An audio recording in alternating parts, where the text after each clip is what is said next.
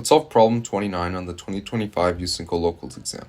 It reads cyclopropane is proposed to isomerize to propene through an intermediate diradical as shown below. The overall reaction is observed to follow the rate law rate equals K cyclo C3H6. If K2 is much smaller than K negative 1, what is the value of K in terms of K1, K negative 1, and K2? So first we need to realize that if K2 is much smaller than K negative 1, it basically means the last step or the second step is unfavorable and that the intermediate actually prefers to revert back to the original reactant. And so that means that the second step is the rate determining step.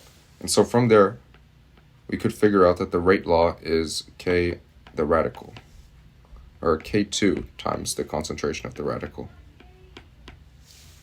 And so that means that we need to solve for the concentration of the intermediate because obviously we can't have an intermediate in our rate law. And so we would just use the equilibrium approximation, K1 cyclo. I'm not going to write all that out.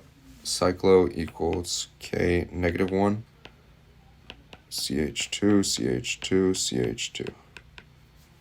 And then you can just solve for this thing, radical, and you already have it.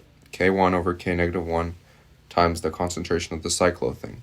And so since the rate law is K times the cyclo thing,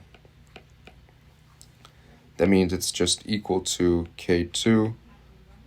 This is literally us plugging back in the concentration of this into here, which was this.